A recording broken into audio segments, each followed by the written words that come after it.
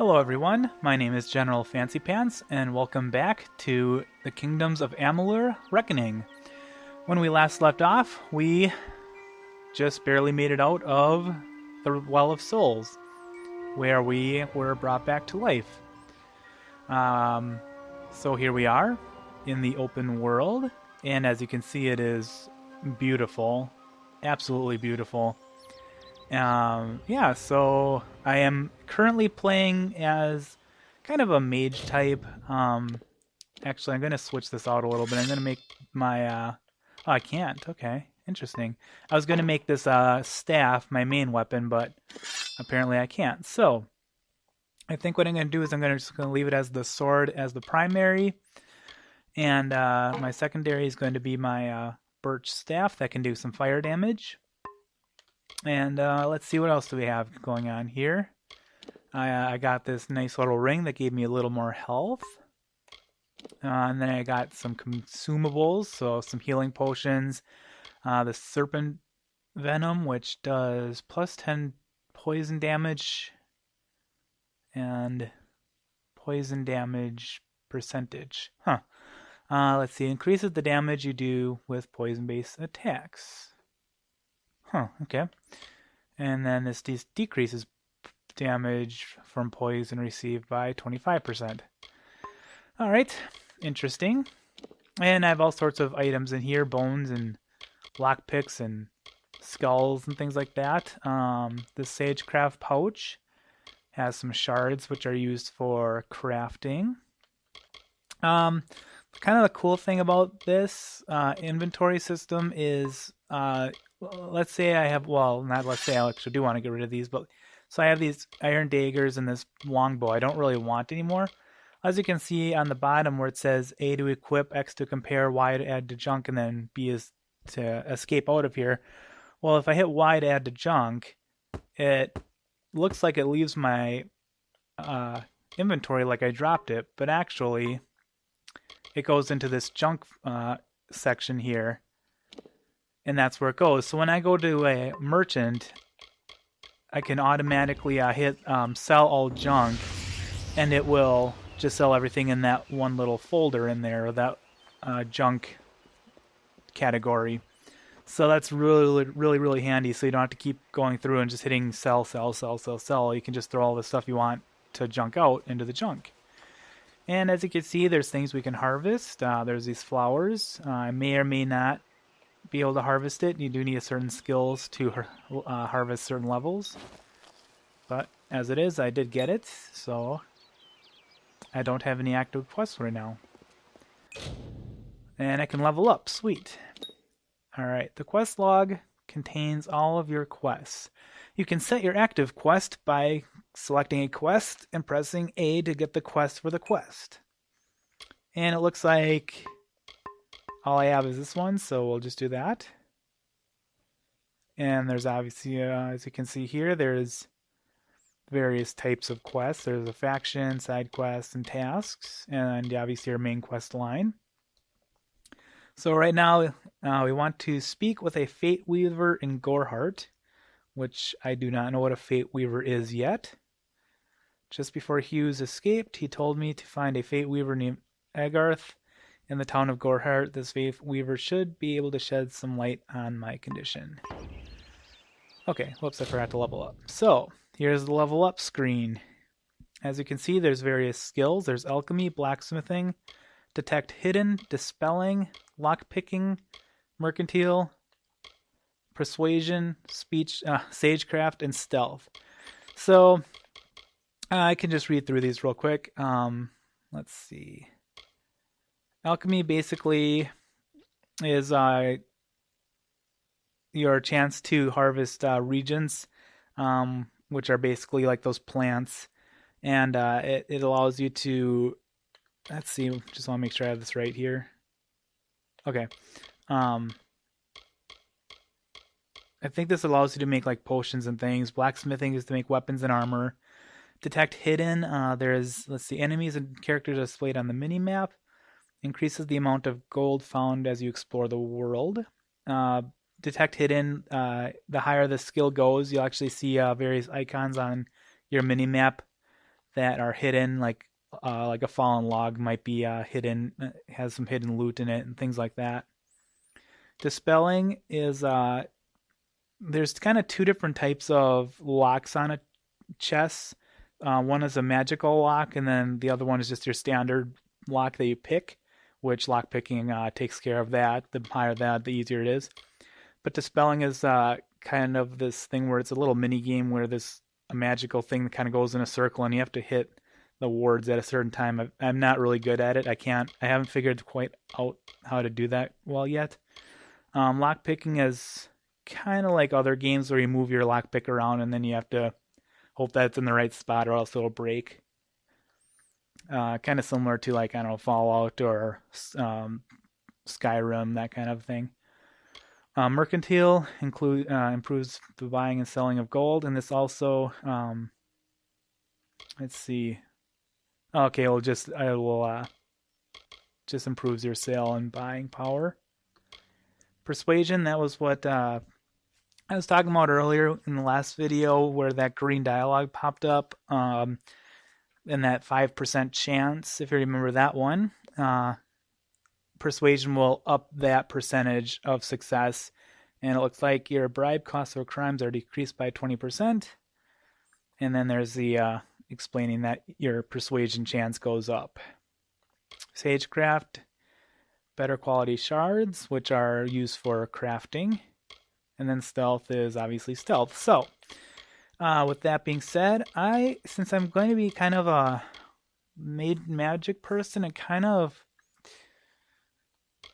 I don't really care about this too much, the mercantile, because gold is pretty easy to get in this game. Persuasion, I might go for that. Blacksmithing, I'm not going to worry about, or alchemy. Detect hidden is pretty helpful. Oh man, I think I'm gonna go for persuasion right now. And then you get your skill trees here is the next section. There's sorcery, might, and finesse. So might is using like swords and hammers and shields. Finesse is manipulates how well you use your like daggers and fey blades and bows. And then sorcery is all of your magic stuff. So I think since obviously I'm in sorcery, I would like to put some things in there, and I have 3 points. I think you get 3 points for every level. And then back in your like abilities, you get 1 point. So right now, let's see. If it's highlighted, you can do something in it. So it looks like, let's see, arcane weaponry unlocks charge special attacks for the staff and chakrams. Long hours of study and practice enable you to wield scepters very effectively.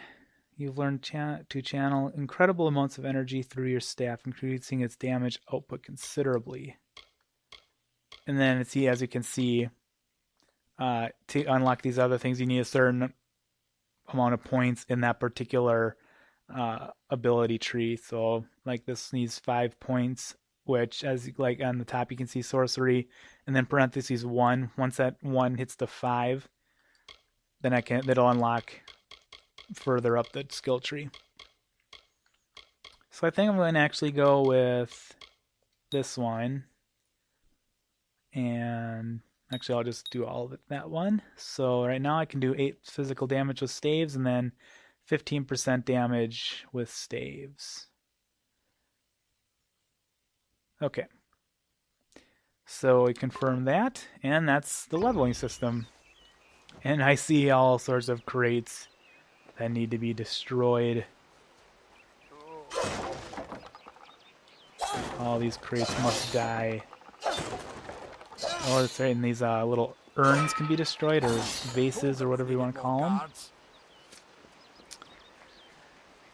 Alright, and as we go along, we can look further into some of those leveling and character stats and all that, but as it is right now, I was just giving you the quick overview.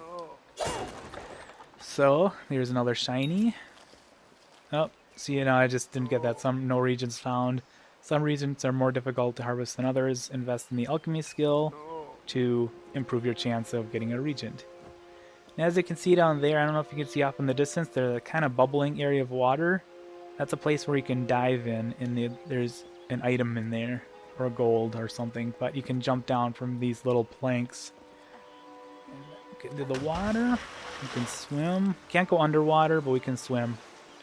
And then this is the only point where you can go underwater. So you can get a white flake and a shadow prism. So you can inspect these. White flake, a chalky substance carried from distant lands. White flakes grants the essence of ice to your potion. And a shadow prism, on use, creates a timed explosion that can attract the attention of surrounding enemies. Alright. And we can swim faster by holding down or pressing the A button. There's a little cave back here that I'll explore with some mushrooms and some giant rats. Oh, I didn't realize that. I guess, this kind of has a little bit of an area of effect attack. Nice. I'll take that. Alright, that takes care of those rats. And let's see what the rat has. Might or bleeding resistance. I'm assuming that will, for a time, lower the bleeding damage. Ooh, a green iron helm. There are colored, if you notice with the squire rings, there are colored items. So green is enchanted. I think there's blue and purple and who knows what else. And then white is just normal, unenchanted, standard things.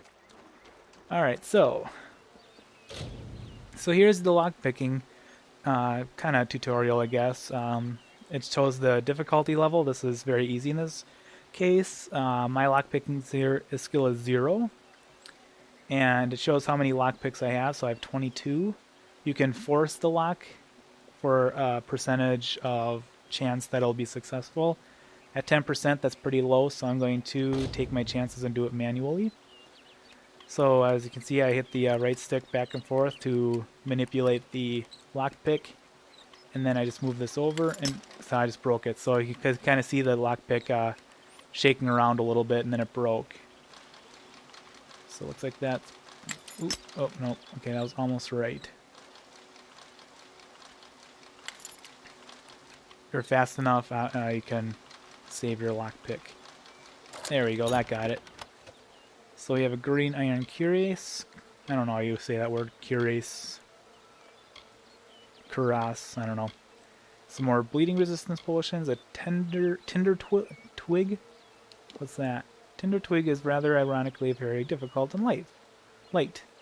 Maintaining its moisture. Okay, so it can add fire to a potion. Okay. And a mana potion. And other potions. Alright, I'll go to this one. This is that dispelling that I was talking about. But we'll do this one first because lockpicking is a lot easier than the dispelling. Although I do have dispelling, a couple points of my dispelling ability, so maybe it'll be a little easier. Copper talisman. Okay. Blocks for 4 damage and gives 10% elemental resistance.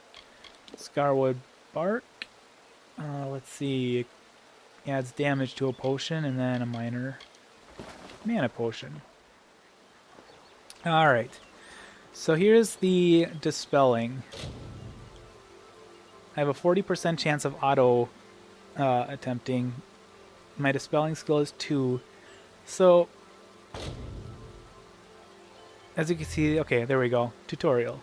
Press A when the cursor is above a glyph to break it. Glyphs will reseal themselves after a time. Miss and all glyphs reseal. Alright, so some glyphs reseal faster than others. Be careful of the order you break them in. Break all the glyphs to dispel the ward. Okay, I see. So I want to do the single kind of claws or, I don't know, markings first, and then it kind of goes 1, 2, 3. So in the second one it has 2 little marks, and then the third one has 3 little marks. Okay, So we'll go with that.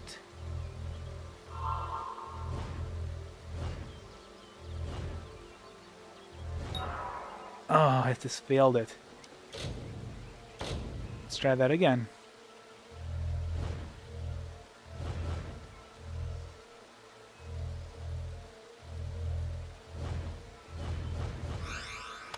I did it.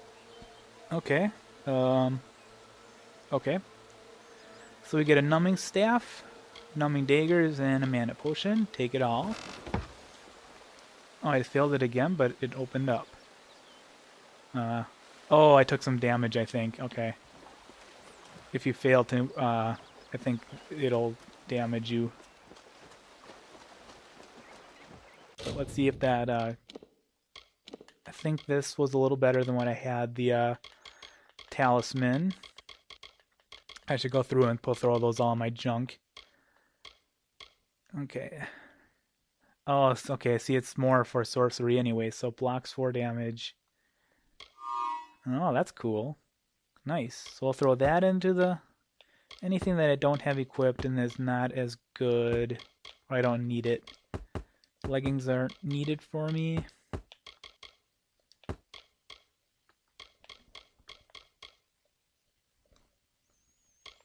Okay. An iron helm. Well, I don't have a helmet yet, so we'll just throw that on just because all this other stuff can go.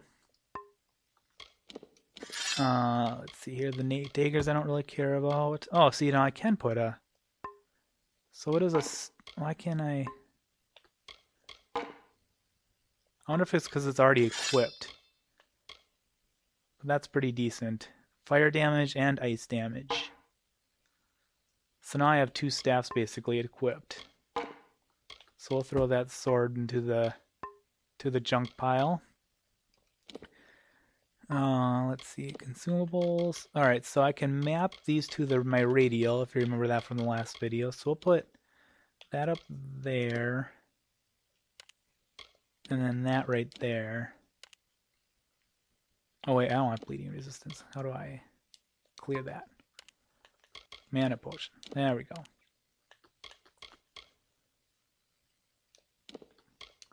I don't know. Might come in handy. And then I think, see, and this is where I don't know. I think these bones, they say they don't have no real value, so I'm just going to throw them in my junk pile along with these documents. And then we'll keep that for now. You can see my inventory limit at the very top. I can only hold 70 unique items total. Most of the stuff, or a lot of the stuff, stacks, which is nice, but as you can see, I just got all the tutorial and I'm already more than halfway full on my bags.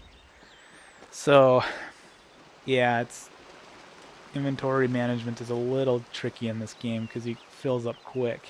But there are bags you can buy to increase your bag limit. Okay, and these creatures you can kill these guys. Sometimes they drop stuff, sometimes they don't. Man, this game, I just cannot get over how beautiful this game is. I just love how colorful it is. I know that's not a style that a lot of people might not necessarily like, but I personally like it. I kind of like the cheeriness of it a little bit. I'm really, really liking that spell a lot. Let's see, and back here there's a... oh, what's this? Looks like a shrine of some sort. The Shrine of Mitharu. Shrines confer a temporary bonus. Okay. As you can see on the right side, that little circle has a little timer going down. Let's see if I can figure out what kind of bonuses that it... There we go, effects. Alright, so right now I have the Mitharu's protection. It gives 0.5%, plus 0.5 health regen per second. Nice. I like getting health back. Alright. as you can see, there's all sorts of plants to pick up. Oh, what's this? A bear. That is a... Oh, oh boy. Haha. Gotta move faster than that. Alright, dodge it. Dodge. Oh, he got me. Oh, oh. Take that. That'll teach that bloodthirsty bear eater. That's a odd looking bear. You? I remember you. You're the one? How did you come back? How did you find me here? Okay. I heard you yelling for help, I think, but what are you doing When here? I saw you with Edsel in the well, I ran. But it wasn't because I was afraid. I was coming to report that Hughes's experiment had succeeded. The Well of Souls is bigger than just one gnome's pet project. My contact pays well for information about its progress. I just send reports to make some money on the side. Huh. But I don't know how the Tuatha found out. This has nothing to do with them. I never wanted anyone to get hurt. Oh, look at that. So, I could just say, pay me and you live. First, I want to ask him this. Hopefully, this will not go away, but we'll see. I promise you, if I knew who it was, I'd tell you. Sharing research is one thing, but academic sabotage is a crime. Okay. So, I think what I'll do is I'll try this out. I have a 95% chance of succeeding, which is I don't have... pretty much for sure. Here, it's all I've got, plus what I got paid for the information. Ooh. I don't want any part of this. I'm going home to Odessa. And I got 100 gold. Good riddance to Hughes and his dad. Not very much. But let's see how much of this I can harvest, because even if I don't do crafting, if I don't craft potions, I can certainly sell these things for some money. And I don't know that these come back. I don't know if they grow back like in other games, but I'm not having very much luck harvesting right now, but what can you do? Okay. Check back here real quick in this lovely little waterfall here. I don't think I can shoot the fish. Nope. Oh, I see that. I see that back there. Let's go check out what this little diving hole has to give me. Sturdy hand wraps that are green. Excellent. Alright, so right now I have... Oh, I can compare. There we go. Alright, so right now my current one has 10%. These have plus armor and an armor socket, so you can upgrade or enhance your current items if they have a item socket available. Some have more than one, some have two. I haven't seen much more than two yet in the times that I've played this game, but again, I haven't really played this game a whole lot. Okay, let's see what this cart has to offer. Okay, support component. Alright, so this is all that stuff to make like weapons and armor. That thread, and then the other one, sorry, I can't remember what it was called, but alright, let's keep moving on here. Harvest that, or try to anyway.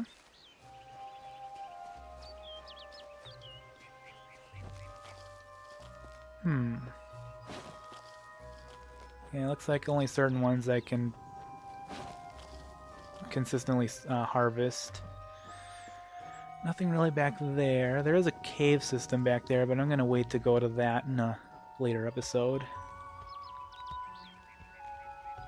And I think we have Agarth.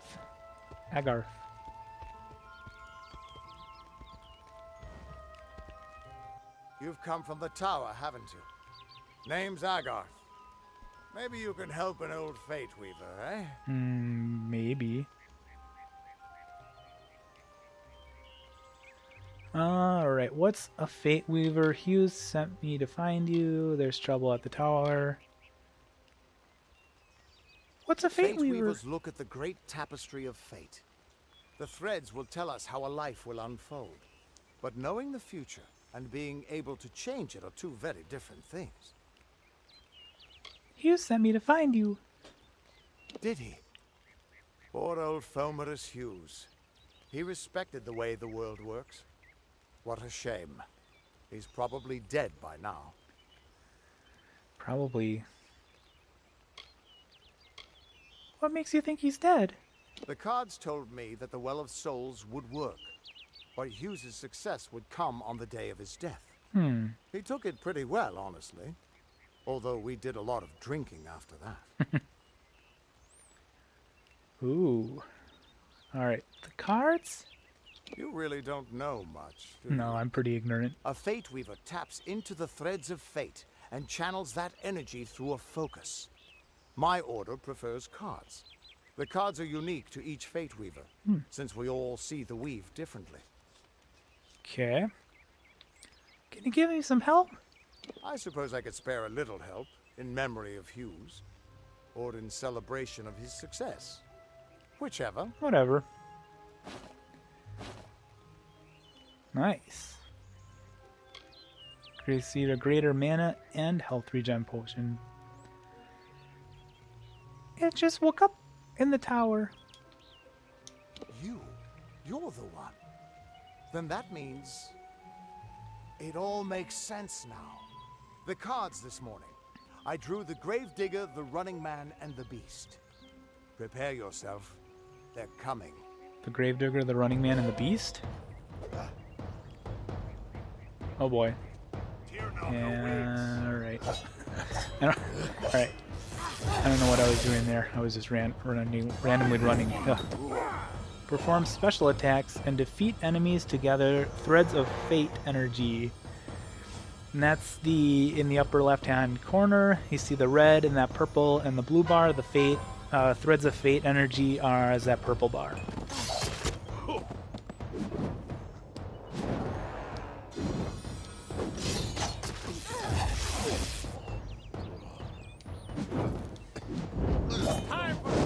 Alright. Sweet, no more. Oh, when your fate meter is full, the fate symbol will pulse. You can then use your fate energy to enter reckoning mode. Reckoning mode greatly increases your speed and attack power. It lasts until either your fate meter runs out or you fate shift an enemy. Alright, all clear as mud right now. Pull and hold LT and RT to harness the power of fate. Enter reckoning no mode now. Ooh, keep holding it. Hold it. Hold. Oh wow, this is crazy.